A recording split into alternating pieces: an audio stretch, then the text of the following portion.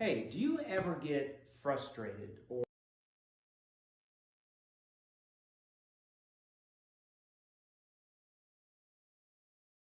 or annoyed because you lose sales to certain objections that you don't know how to overcome? Like you're handling, but it's just not working. You're losing sales. You know, business owners and salespeople and coaches that sell anything come to me for the last several years, and they always ask me this question. They're like, Jeremy, can you teach our salespeople how to handle objections, how to overcome objections?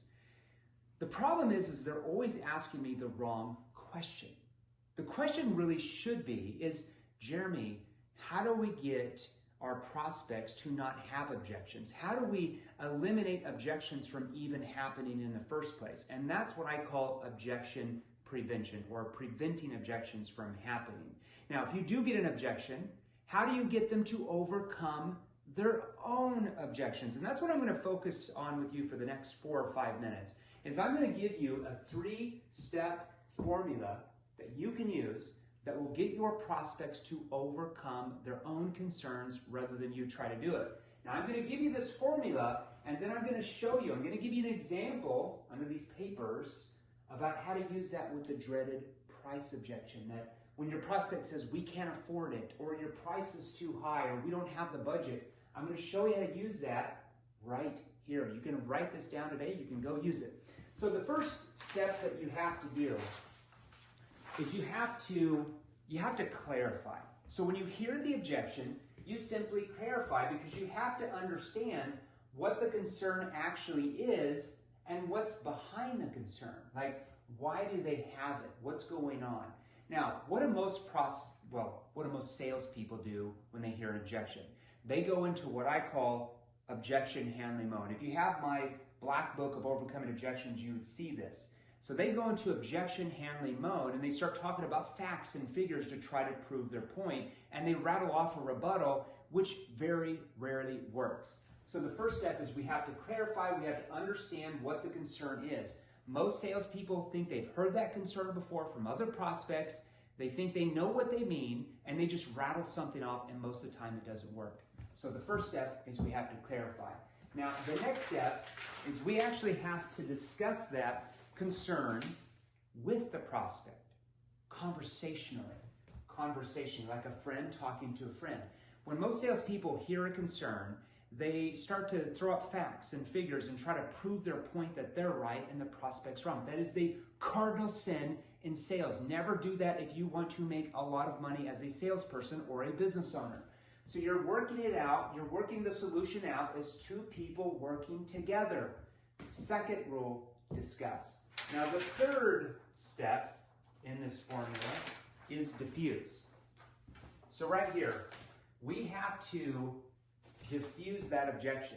So we have to ask what are called diffusing questions. I'm going to give you an example, a few of them over here, and we have to ask them how they see themselves. Listen to this.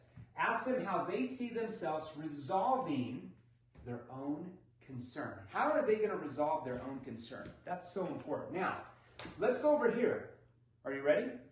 I'm going to show you how to get your prospects to overcome the dreaded price concern. I want you to pay attention. So let's say the prospect says, hey, Jeremy, or hey, Sally, or whatever your name is. Hey, we really like what you're offering, but we just don't have the money. We don't have the budget for this. Now, instead of rattling off some objections, some rebuttals that don't very work, remember what we're going to do. We're going to clarify. We have to understand what that concern is and what's behind it. So we have to ask what are called Nepq clarifying questions. So a simple question would be, pay attention to my tonality here. If they say, we don't have the money, I understand. Just so I understand, when you say you don't have the money, tell me more about that. Or this way, how do you mean? That's a shortened version. Or this, when you say you don't have the money, what do you mean by that exactly?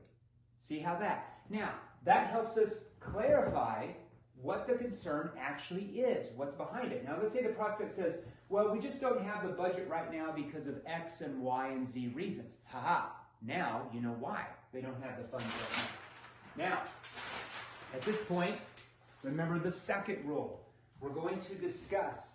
The second step, we're going to discuss that concern as two people conversationally working it out together. You're going to ask this question.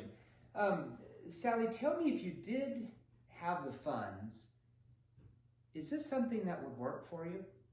Or it doesn't matter, whatever you sell, whether you use funds, funding, money, budget, whether it's a B2C sale or it's a B2B sale, more complex sale, you're going to use one of those words, okay? And you're simply going to ask this. Pay attention to my tonality again. Amy, tell me, if you did have the funds, is this something that would work for you? See how I pause there, that verbal pausing. We're going to get into that in another training. Now, if you've done the discovery stage proper, and you've found out with them what their problems are and what caused the problem, like the root cause of the problem, and how it's impacting them, what it's doing to them personally, they're going to really be open to you. They're looking at you as a trusted authority rather than somebody trying to push your solution down their throat. So most of the time, they're going to say, yeah, it would, we just don't have the money. Then you're going to ask what's called an Nepq probing question. This is key. You're going to say, hold on, Amy. Why do you feel like it would, though? See my tonality there? My skepticism? Hold on. Why do you feel like it would, though? They're going to tell you why they feel it's what they're looking for, but more importantly, who are they telling? They're telling themselves. That is where they are starting to persuade themselves, okay? Notice, then we're going to ask what's called a diffusing question right here. This is very, very key. These diffusing questions, this is the third step. These are very important. You're going to say this. John, you know, I can appreciate that money might be an issue for you from what you've told me. How do you think you can resolve that so that you can, and then you're going to plug in what they said they wanted. Let me give you that example again. This is a generic version. I can appreciate that money might be an issue for you, Sally, from what you said. How do you think you can resolve that so you can find the money so that you can, and you're going to plug in what they said they wanted? Now, let me give you an example. Let's say if you sold, e-commerce training. We train several companies in that space too. Here's how it goes. I can appreciate that money might be an issue for you. How do you think you can resolve that so you can find the funding so you can get the training to make sure your stores are profitable? Notice how we're aligning the money or the funding or the budget with getting what they said they wanted. If they can't find the budget or the money, they can't get what they want. Do you see when you show the price and you align that to what they said they wanted, it doesn't look like a cost or an expense. It looks like if they get the funds, they get the results, what they want. Now, if they can't come up with ways, if they're like, well, I really want to do it, but we just don't have the money, I don't know what to do. If they still cannot come up with ways, you're simply going to ask this question here. It's another diffusing question. Okay, John, well, I guess just to make sure I can help, what other avenues do you have to find the money so that you can, and you're going to plug it in again, okay? What other avenues? That's the key. Let me circle that for you. Okay, John, I can appreciate that. I guess what other avenues do you have to find the funding to put into your business so that you can, and you're going to repeat back what they said they wanted. Okay, now let me give you a few examples. These are once again in the Nepq Black Book of Diffusing Objections. Let's say if you sold home security, okay, you can put this in. Okay, I guess what other avenues do you have, John, to find the funding to get the extra glass breaks downstairs so you don't have the same number of break-ins you had the last couple of years? Notice you're pointing back what they said they wanted. If you sell health coaching, give another example. Sally, what other avenues do you have to find the funds so you can start getting your health back so you're able to be around your kids as they grow up? If he said that's what he wanted, okay? Let's say if you sold real estate. What other avenues do you have to find the funding, John, so you can get a down payment, so you can get this family the dream home that they've always wanted? You're repeating back what they said they wanted to. Let's say if you sold lead services or marketing. John, what other avenues do you have to find the funding to start getting more consistent quality leads to your salespeople so they start making more sales for you? Notice we're plugging in what they said they wanted. Now, if they still can't come up with ways, after all of that, then you can make a suggestion. And you're going to ask their permission. John, can I make a suggestion to you? Sure, Jeremy, go ahead. Here's what our other clients do if they can't find the funds themselves. And then you repeat back what your other clients do. Maybe you introduce a payment plan. Maybe you introduce financing options that they can do. You basically roll out helping them get the funds for that. And then after you do that, you're going to say, would that help you? Would that help you? See how that comes across?